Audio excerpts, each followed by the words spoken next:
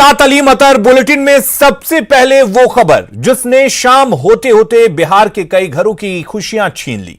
आसमान से ऐसी आफत बरसी कि 85 से ज्यादा लोग काल के गाल में समा गए। भारी बारिश के बीच आसमान से गिरी मौत के आंकड़े डराने वाले हैं।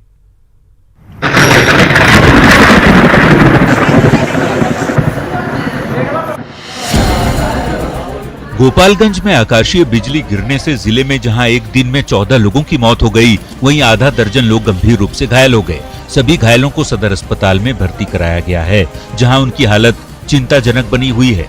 घायलों की परेशानी और बढ़ गई जब अस्पताल में बदइंतजामी दिखा। अस्पताल के इमरजेंसी वार्ड में पानी भरा हुआ है। अस्पताल में सिर्फ एक डॉक्टर थे, वो भी अपने चैम्बर से बाहर नहीं निकल रहे।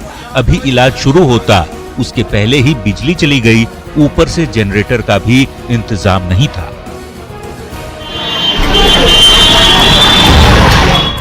सिवान में भी वज्रपात ने कहर बरपाया। सिवान के कई प्रखंडों से मूसलाधार बारिश के बीच आकाशीय बिजली से मौत की खबरें आई, जिसमें बढ़हरिया प्रखंड में 2, हुसैनगंज, सिवान और हसनपुर में एक मौत की खबर है। मधुबनी में आकाशीय बिजली एक दंपति पर गिरी और दोनों की मौत हो गई। घटना फुलपरास थाना इलाके के बिल्हा गांव की है। घटना के वक्त दोनों खेत में काम कर रहे थे। जिले में वज्रपात ने 7 लोगों की जान ले ली।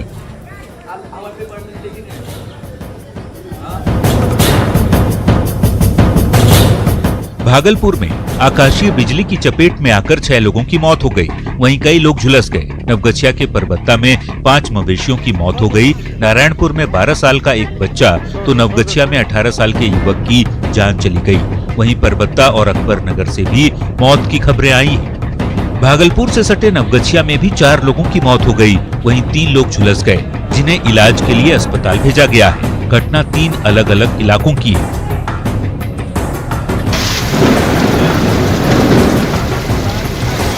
जहानाबाद में भी लगातार हो रही बारिश से जहां किसानों के चेहरे खिल उठे हैं, वहीं वज्रपात से घोसी में एक शख्स की मौत हो। पहले से ही कोरोना की वजह से लोग परेशानी झेल रहे हैं। ऐसे में गुरुवार को जोरदार बारिश के बीच वज्रपात जैसे कहर बनकर आ गया। पूरे प्रदेश में कई लोगों की जिंदगी इस आकाशीय बिजली की वजह से खत्म हो गई। Bureau report, news 18। तो कुदरत के कहर से बिहार में 83 लोगों की जान चली गई। अब तक क्या कुछ हुआ वो भी हम जान लेते हैं। दरअसल बिहार में वज्रपात से कुल 88 लोगों की मौत हो गई। आप अंदाजा लगा सकते हैं, आसमान से गिरी इस आफत ने 28 लोगों की जान ले ली। वहीं मौसम विभाग ने अगले 72 घंटे में भारी बारिश की चेतावनी दी है, यानी कि आप अपने घरों से निकलने से परहेज करें। एनडीआरएफ और एसडीआरएफ को अलर्ट पर रखा गया है ताकि किसी भी तरह की अनहोनी से निपटा जा सके। बिहार सरकार मृतक के परिजनों को मुआवजा देगी और साथ ही मृतक के परिजनों को 4-4 लाख रुपए मुआवजा देने की बात कही गई है। बिहार सरकार की तरफ से यह मुआवजा मिलेगा, लेकिन कुल मिलाकर कहना यह है कि 72 घंटे तक यह आफत और बढ़ सकती है। आसमान से यह आफत गिर सकती है, इसलिए आप अपने घरों में रहिए और सावधान रहिए। जरूरत पड़ने पर ही अपने घर से बाहर निकलिए, क्योंकि यकीनन कोरोना के खतरे के बीच बिहार के लोगों पर आसमानी कहर टूटा है। आज खबर को समझने की बजाय यह समझना ज्यादा जरूरी है कि वज्रपात से बचने के लिए आपको क्या क्या करना चाहिए। दरअसल ठनका से बचने के लिए मजबूत छत वाला पक्का मकान सुरक्षित होता है। टेलीफोन, बिजली के पोल के अलावा फोन और टीवी से दूर रहें।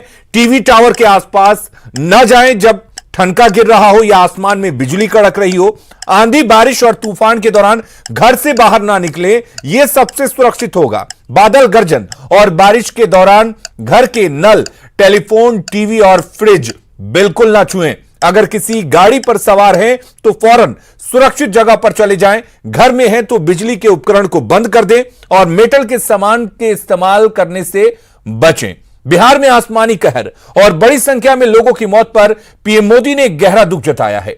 पीएम ने कहा है कि बिहार और उत्तर प्रदेश के कुछ जिलों में भारी बारिश और आकाशीय बिजली गिरने से कई लोगों के निधन का दुखद समाचार मिला।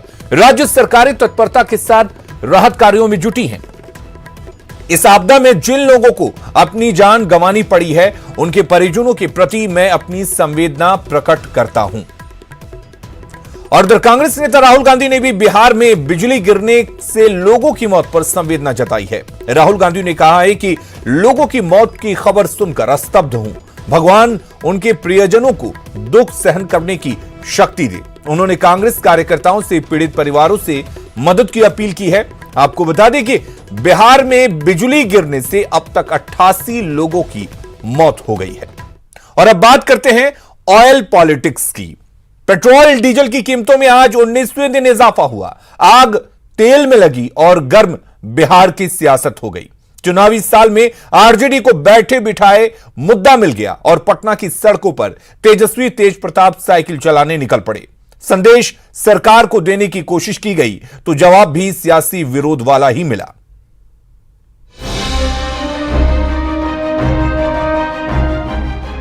देश भर में तेल की कीमतों में भारी इजाफे ने बिहार की सियासत को गर्म कर दिया है। आरजेडी में मची भगदड़ के बाद पार्टी को बैठे बिठाए मौका हाथ लग गया और बिना किसी देर के तेजस्वी अपने नेताओं के साथ निकल पड़े पटना की सड़कों पर साइकिल से। तेजस्वी के साथ भाई तेज प्रताप भी रफ्तार से निकल पड़े, ये जताने कि पेट्रोल डीजल की बढ़ी कीमत से गाड़ी चलाना बेहद मुश्किल है। देश में पहली बार ऐसा हुआ कि डीजल के दाम जो है पेट्रोल से बढ़ा है। क्या इसको कोई इनकार कर सकता है? तो हम घर में बैठे रहे। इसका विरोध हम जनता के साथ हैं और इसका विरोध हम लोग कर रहे हैं। इसलिए साइकिल से लोग साइकिल के बाद बारी ट्रैक्टर की थी, लेकिन उसे चलाने की नहीं, रस्सी से खींचने की। लालू के दोनों लाल पार्टी नेताओं और अपने समर्थकों संग ट्रैक्टर खींचा। इस दौरान केंद्र सरकार के खिलाफ नारेबाजी होती रही। वैसे तेल में लगी आग का विरोध ऐसे ही नहीं हो रहा, क्योंकि दिल्ली में लगातार दूसरे दिन डीजल की कीमत पेट्रोल से ज्यादा है। पिछले 19 दिनों में डीजल 10 रुपये 62 पैसे प्रति लीटर महंगा हुआ, तो पेट्रोल की कीमत में भी 8 रुपये 66 पैसे का इजाफा हुआ है। पटना में पेट्रोल की आज की कीमत 82 रुपये 91 पैसे, जबकि डीजल 77 रुपये प्रति लीटर है। इधर आरजेडी के विरोध प्रदर्शन पर सत्ता पक्ष तंज कस रहा है। जेडीयू और बीजेपी के नेता कह रहे हैं कि चुनावी साल में ऑयल प्राइस कोई मुद्दा नहीं, विपक्ष अपनी पार्टी बचाने की सोचे। सवाल ये नहीं है, सवाल ये है कि तेजस्वी को पता कैसे चला कि पेट्रोल डीजल के दाम बढ़ रहे हैं। आज तक तो तेजस्वी ने अपने पैसे से पेट्रोल तो अपनी गाड़ी में कभी भरवाया नहीं। ये सब नौटंकी करना बंद करें। आज तक जीवन में अपनी गाड़ियों में कभी तेल नहीं भरवाया। हाँ, एक बात जरूर है, आरजेडी नाम की बस जो है उसमें तेल जरूर खत्म हो गया, इसलिए शायद चिंता हो रही होगी। जो आज तक जनता की दुख के समय में सोए हुए थे, आज राजनीति करने के लिए सड़कों पे आ रहे हैं, तो जनता उनको धूल चटाएगी। न डीजल और पेट्रोल कोई मुद्दा नहीं बनने वाला है। जिसने जनता के दुख के समय में साथ दिया है, जनता उसके साथ रहेगी। वैसे तेजस्वी खुद के पैसे से गाड़ी में तेल भराते हैं या नहीं, ये तो महज आरोप है। नेता चाहे जो कह ले, लेकिन ये तो सच है कि पब्लिक को गाड़ी के लिए पेट्रोल और डीजल लेने के लिए पापड़ बेलने पड़ रहे हैं और लगातार 19 दिनों से कीमतों में हुए इजाफे से जनता के साथ ही अन्नदाता भी परेशान है। न्यूज़ 18 के लिए पटना से रवि एस नारायण और अमित कुमार के साथ ब्यूरो रिपोर्ट।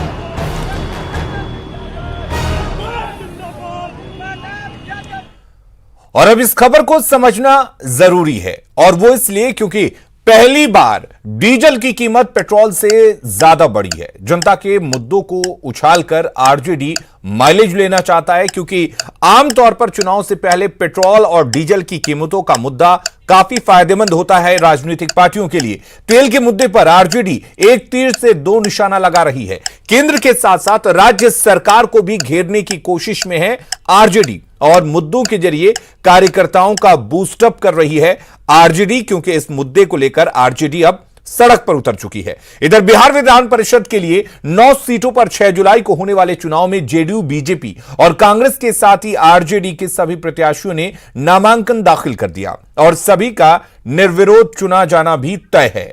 संख्या बल के आधार पर जेडीयू, आरजेडी के 3-3, बीजेपी के 2 और कांग्रेस के हिस्से में 1 सीट आएगी। 6 जुलाई को बिहार विधान परिषद की 9 सीटों पर होने वाले चुनाव के लिए नामांकन का आज आखिरी दिन था। अंतिम दिन एनडीए के 5 प्रत्याशियों ने नामांकन कर दिया। जेडीयू के 3 प्रत्याशियों गुलाम गौस, कुमुद वर्मा और भीष्म सहनी ने पर्चा दाखिल किया, तो बीजेपी कोटे से संजय मयूख और सम्राट चौधरी ने नॉमिनेशन फाइल किया। इस मौके पर मुख्यमंत्री नीतीश कुमार और डिप्टी सीएम सुशील मोदी मौजूद रहे। तो वहीं बिहार विधान परिषद चुनाव के लिए कांग्रेस ने अंतिम समय में अपना उम्मीदवार बदल दिया। नामांकन के आखिरी दिन पार्टी ने तारिक अनवर की जगह समीर सिंह को उम्मीदवार घोषित किया, जिसके बाद उन्होंने अपना नामांकन दाखिल किया। जबकि बुधवार को ही पार्टी ने तारिक अनवर को कैंडिडेट घोषित किया था, लेकिन वोटर लिस्ट में नाम नहीं होने के चलते उनकी जगह समीर सिंह को विधान परिषद भेजने का फैसला किया गया। इससे पहले आरजेडी के तीनों उम्मीदवारों ने बुधवार को ही नामांकन का पर्चा भर दिया था। पार्टी धनबाद के बेलगोड़िया में धर्मांतरण की झारखंड की सियासत गर्मा गई है। बीजेपी ने प्रशासन पर एक तरफा कार्रवाई का आरोप लगाते हुए सरकार पर निशाना साधा है। वहीं जेएमएम ने कहा कि धार्मिक उन्माद फैलाकर बीजेपी राजनीतिक रोटियां सेकने की कोशिश कर रही है। धनबाद के बेलगड़िया में धर्मांतरण के मुद्दे पर झारखंड की सियासत तेज हो गई है। सिंदरी विधायक के अलावा 100 से ज्यादा अज्ञात लोगों पर प्राथमिकी दर्ज करने पर बीजेपी ने सवाल उठाए हैं और प्रशासन पर एक तरफा कार्रवाई का आरोप लगाते हुए सरकार पर निशाना साधा है। ये वर्तमान सरकार का समर्थन इन धर्मांतरण करने वाले लोगों को प्राप्त है, तो मनोबल तो बढ़ेगा। हमारी सरकार से मांग होगी कि धर्मांतरण कानून को सख्ती से लागू किया जाए और ऐसे तत्वों को चिन्हित किया जाए जो भय, लोभ, लालच और गरीब आदिवासियों का फायदा उठाकर धर्मांतर करने का काम कर रहे हैं। बेलगड़िया के एक परिवार ने मिशनरी संस्था से जुड़े परिवार को घर बनाने के लिए जमीन दी थी, लेकिन उसने जमीन पर घर के अलावा चर्च भी बना ली, जिसके बाद जमीन मालिक ने 16 जून को थाने में मामला दर्ज कराया, लेकिन पुलिस ने कोई कार्रवाई नहीं की। वहीं जब इसकी जानकारी बीजेपी और विश्व हिंदू परिषद के लोगों को मिली तो 22 जून को बीजेपी और विश्व हिंदू परिषद के नेताओं ने प्रदर्शन किया, जिसके बाद 23 जून को सिंदरी के बीजेपी विधायक समेत 100 लोगों पर एफआईआर किया गया। वहीं 24 जून को बेलगड़िया में धारा 144 लागू कर दिया गया। चल रहा है, ये आप देख सकते हैं मेरे पीछे, यही वो चर्च है जिसके निर्माण को लेकर के, धर्मांतरण को लेकर के बीजेपी के नेता और बीएचपी के नेता को शिकायत मिली थी। वो यहाँ पे सोमवार को पहुंचे थे और सोमवार को काफ़ी हंगामा हुआ था। हंगामे के बाद जो चर्च से जुड़े 2 लोग जो आए थे, साउथ के किसी राज्य से आए थे, उनके साथ मारपीट की गई। उनका इलाज पीएमसीएच में चल रहा और सोमवार से बवाल शुरू हुआ। बेलगड़िया में गलत तरीके से चर्च बनाने का मामला सामने आने पर इस बात का भी खुलासा हुआ है कि पिछले दिनों बेलगड़िया के 6 आदिवासियों को धर्म परिवर्तन कराकर ईसाई धर्म में शामिल कराया गया है। अब पूरे मामले पर बीजेपी हमलावर है। वहीं जेएमएम ने बीजेपी पर उन्माद फैलाकर राजनीतिक रोटी सेकने का आरोप लगाया है। ये लोग के पास कोई एजेंडा नहीं है। धार्मिक उन्माद फैलाओ, धार्मिक विभेद करो और अपना राजनीतिक रोटी सेको। बेलगड़िया में जो घटना हुई सभी पुलिस प्रशासन के संज्ञान में है और उस पर कानून अपना काम करेगा, लेकिन किसी को निशाना बनाना राजनीतिक स्वार्थ के लिए ये बिल्कुल गलत है। धर्मांतरण के खिलाफ पिछली सरकार ने कड़े कानून बनाए थे, बावजूद इसके राज्य में धर्मांतरण थमने का नाम नहीं ले रहा है। ऐसे में बीजेपी मौजूदा सरकार पर हमलावर हो गई है। धनबाद से दिलीप कुमार के साथ ब्यूरो रिपोर्ट, न्यूज़ 18। आपने बहुत तो गरीबी देखी होगी, लेकिन रोहतास में बिन मां बाप के 4 बच्चों की बदनसीबी देखकर आपकी रूह कांप जाएगी। मां के घर से भाग जाने के बाद पिता ही एकमात्र सहारा थे, लेकिन बीमार पिता की मौत के बाद चारों बच्चे 2 वक्त की रोटी के मोहताज हो गए हैं। हालांकि गांव के लोगों ने मदद के लिए हाथ आगे बढ़ाया है। और अगली खबर वैशाली के भगवानपुर से है, जहां एक युवती की सरेआम पिटाई का मामला सामने आया है। हद तो तब हो गई जब युवती को मारते पीटते ऑटो से उतार लिया गया और उसका बाल पकड़कर भीड़ ने मारते पीटते और गाली गलौज करते हुए उसे एक कमरे में बंद कर दिया। इस दौरान तमाम लोग तमाशबीन बने रहे। आखिर क्या है पूरी कहानी, देखिए इस रिपोर्ट में।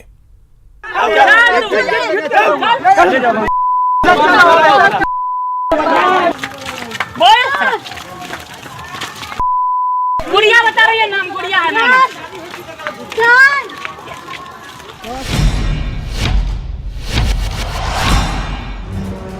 बीच सड़क एक लड़की का बाल पकड़कर घसीटते हुए ले जाती भीड़।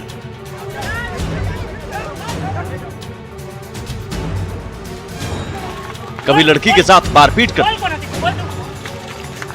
कभी लड़की के साथ गाली गलौज कर।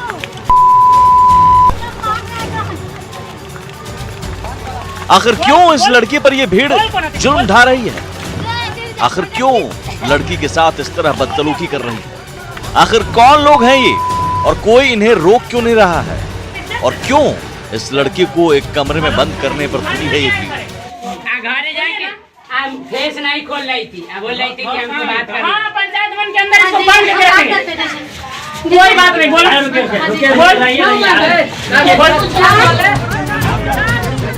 तस्वीर वैशाली के भगवानपुर के हुसैना खुर्द गांव की है। इस तस्वीर को देखकर आपके जहन में भी ये सवाल उठ रहे होंगे, तो इन सवालों का जवाब है प्यार की एक कहानी, जिसमें प्रेमिका भीड़ का जुल्म सह रही ये लड़की है जो मुजफ्फरपुर की रहने वाली है। इसकी गलती बस इतनी थी कि ये अपने प्रेमी की शादी की खबर सुनकर भागे भागे उस लड़की के घर चुपके से पहुंच गई जिसके साथ इसके प्रेमी की शादी 25 जून को होने वाली थी, और साफ कह दिया कि जिस लड़के की शादी होने वाली है उसके साथ तो पहले से ही प्रेम प्रसंग है और वो कोर्ट मैरिज कर चुकी है। जिसके बाद ग्रामीण भड़क गए और उस लड़की की दुर्दशा कर दी और कमरे में बंद कर दिया। हमारी बच्ची की शादी शाहपुर मुजफ्फरपुर में तय हुई थी। दूसरी नंबर देखिए एक बच्ची वहाँ से आई और हमारे घर में बिना पूछताछ के घुस गई, तो लोग को शंका हुआ कि यह कौन है, मुंह बांधे हुए थी। और उस बच्ची ने पूछताछ के दरमियान में बोला कि हम उस लड़के से संबंध किए हुए हैं। यहाँ से छोरावारी किया गया और उस लड़की को मंदिर पर लेके लड़का का बाप और लड़का दोनों अपना शादी ब्याह करके अपने घर लेके चला गया। क्या ऐसा पहले जानकारी नहीं थी? नहीं, कोई जानकारी नहीं। काफी देर तक हाई प्रोफाइल ड्रामा चला, जिसके बाद जिस लड़की से शादी होनी तय हुई थी उसके परिवार वालों ने उस लड़के को मौके पर बुलाया और रात में पंचायती की गई, और जिस लड़की से शादी तय हुई थी वहां शादी रुकवा दी गई और फिर उस लड़के से उसकी प्रेमिका की शादी मंदिर में करा दी गई और हैप्पी एंडिंग के साथ दोनों को विदा करा दिया गया। लेकिन सवाल है कि जब पंचायती से समाधान निकल गया तो इस लड़की के साथ ग्रामीणों ने बदसलूकी क्यों की? क्या इस लड़की के साथ सरेआम बदसलूकी करने वालों पर कार्रवाई होगी? राजीव मोहन, न्यूज़ 18, हाजीपुर। और इस बुलेटिन में फिलहाल के लिए इतना ही, लेकिन खबरों का सिलसिला लगातार जारी है। बने रहिए हमारे साथ।